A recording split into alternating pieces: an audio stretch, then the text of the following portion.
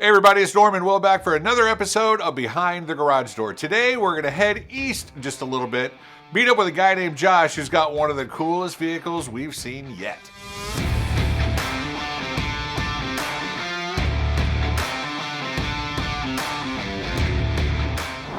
So Josh lives in a little town in Central Florida called Apopka, kind of far away, so we're going to take this Z71 Tahoe.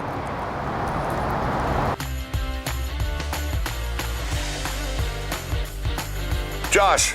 Hey, Norm. So cool to finally meet you. Welcome. Yep. You know, glad to have you. Out to your, cool house here in Apopka. Really cool place. I'm excited to get behind this garage door because our friend Aaron at work has told me a lot about Josh and what is behind this garage door. So without further ado, let's have Josh show us the goods. 3, 2, 1.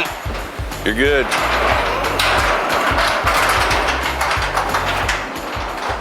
All right, Josh. So before we get to the elephant in the room, sure. I want to talk about this excellent 57 Chevy. Tell me, because I know there's a great story behind this car, so tell me everything from the beginning. Okay, so years ago, we'll just save all the extra, but years ago, I lived next door to my papa. I bought my grandma's house. She had moved to Alabama, and being a car guy, I used to take care of my grandma's house and keep extra vehicles at her place.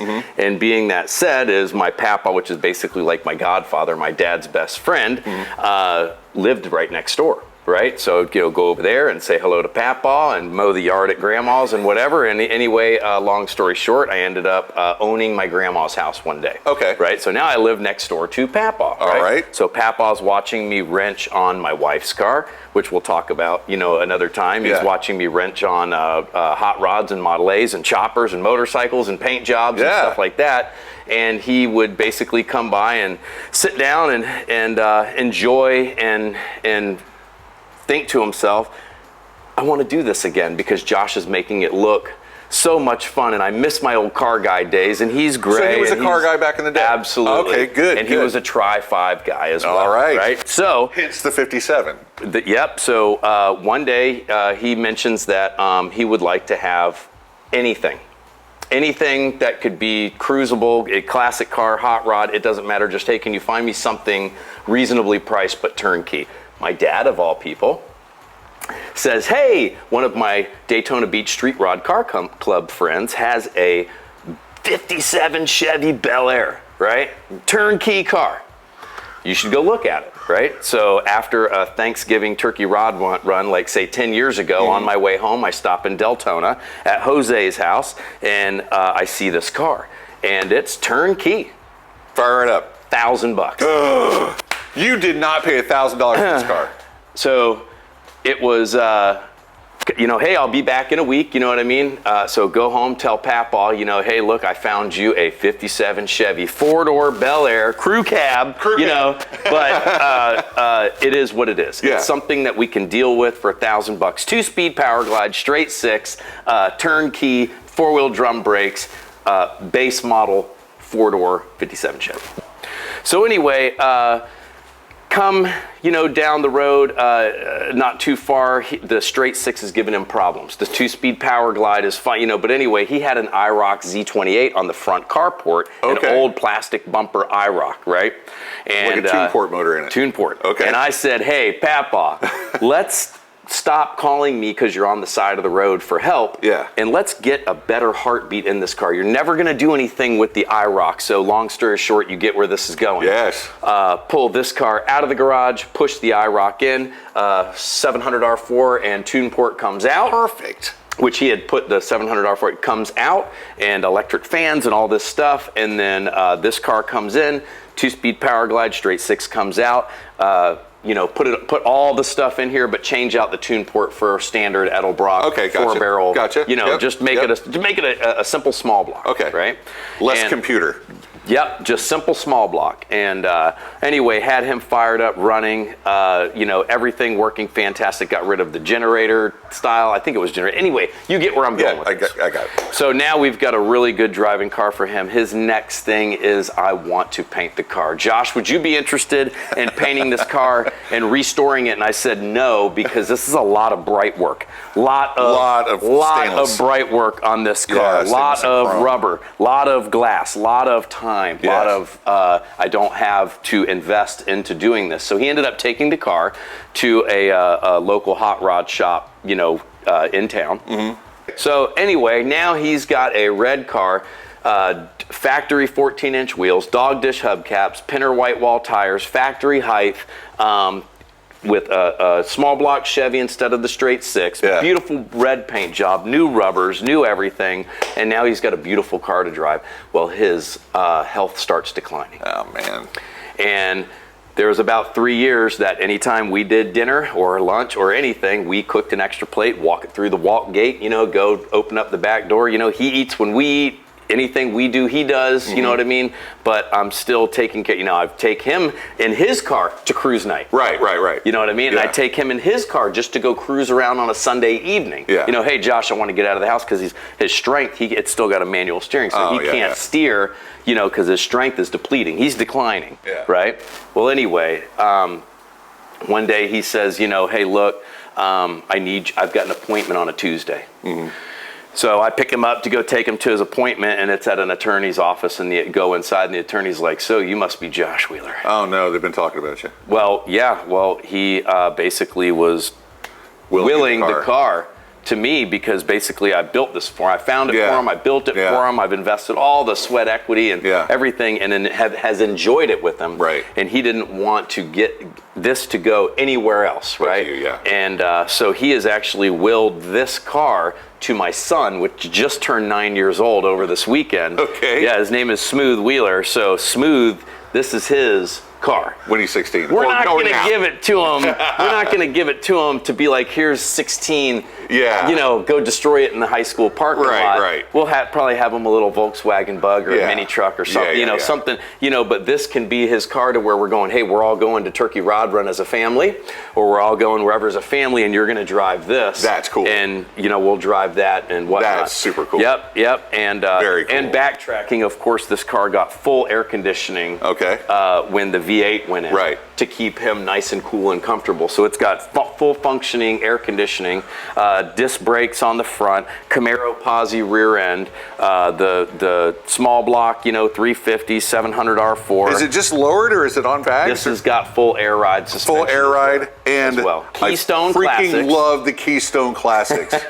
Those are so rad, dude. That was a must. Those came from a buddy of mine, Dallas, in Tampa, Florida, and these wheels have been switched around from lowrider to lowrider over in the Tampa Bay area. Nice. This is a great story and an awesome car. Yep. I absolutely love that story. I've got so many more things that we could say and tell you about, but I want to pull this thing outside so you guys can see a full walk around look at it. Absolutely, let's do it. Yep.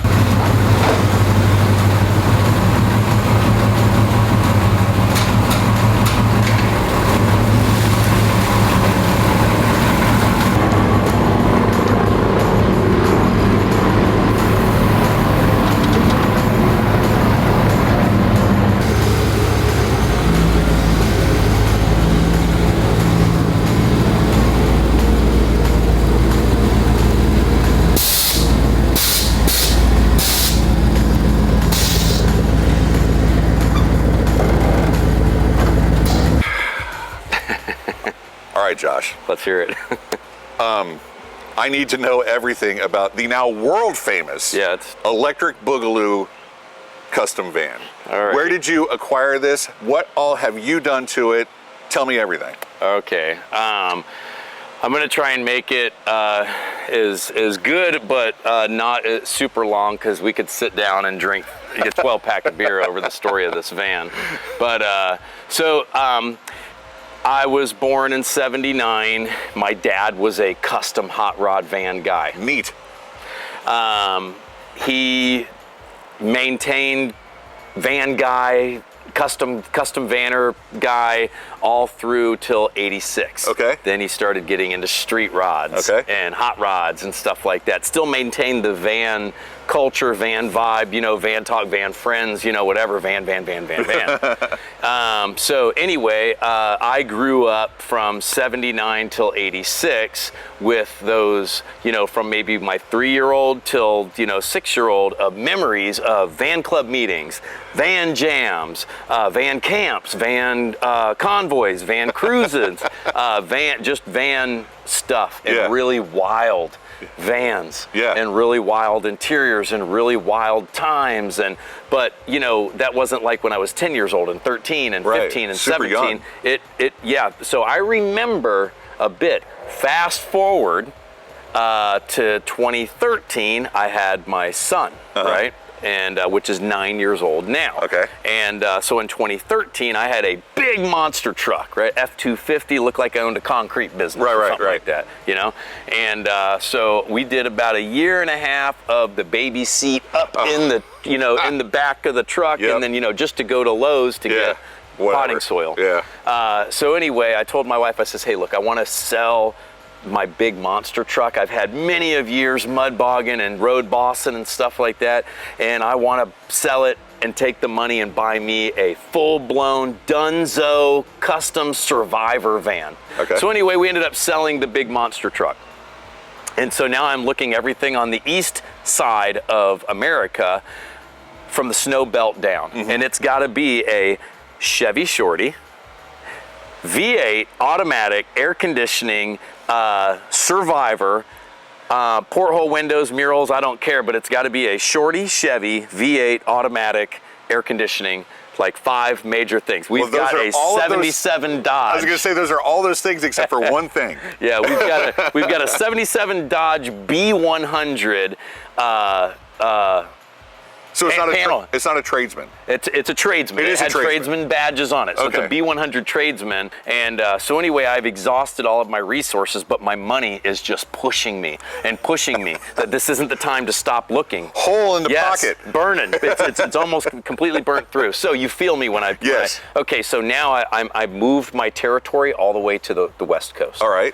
So now I'm looking at the West Coast, and because I sold this beautiful monster truck rig, I've got the correct change to buy something proper and $1,000 to have it shipped. I can handle that. You've got it budgeted. I've got it budgeted, right? So anyway, now I'm over in California with my you know, Craigslist or you know, van you know, websites or whatever, and I can find it. It's a Chevy, it's a Shorty, it's air conditioned, everything, but it's rusty. Yeah. So, but we're still looking. But I'm looking for that perfect beast. Right. So now I've exhausted everything that's Chevy. And I'm talking to my dad, which is a car guy, and he's a vanner, and he's like, don't buy Dodge. When you own a Dodge, you own a Dodge. You know, this is how it's my dad. You know, he's a Ford guy. Me, I am just everything. I love everything. No brand exclusivity. Nope, I love everything. I'm looking for a Dodge, right? Because there's got to be something out there that's got my name on it. So anyway, come to find out, this particular van is being sold on California Craigslist, and it is a promotional vehicle for like a videographer company. So this is the vehicle that they have that goes to pick up people from LAX. I ended up reaching out to these people, and he says, man, I've got documents of like the front end's been rebuilt. If it squeaked, we replaced it. If it overheated, we replaced everything. Water pump, thermostat, radiator hoses, even the belt for the, you know, he says, because we couldn't have this vehicle be a breakdown machine. And so to me, I was thinking, and he was just like, and it blows icicles at your face. It had rusty side pipes on it. It had a whole vehicle wrap of Spirit of 76 on the roof. Spirit of 76 on the back doors, which was just so odd and creepy looking and weird, but sunburnt and crackling. This side was like the wizard on the peak of a mountain with the staff, and it's all a vehicle wrap, so not my style, but I knew what was under it. This was under it? No. Okay, all right. I knew that there was a good canvas for me to do my wild work. Okay, I got you. Underneath all that wrap. That wrap could come off. I painted this van in Papa's garage where I did and built this 57 That's your Chevy. work? I did this in a 2-car garage. Hey. Brother. You didn't know that already? I did not know that. Aaron didn't tell you that? No, he did not tell me that. Oh my gosh. I thought that this was. Hey. And when you said you wanted a Survivor, I thought that you found a Survivor out in California. That this has been done since then. Holy crap! See, hey, you know what? I appreciate that. Yeah. What you just said was what I was going for. You nailed it.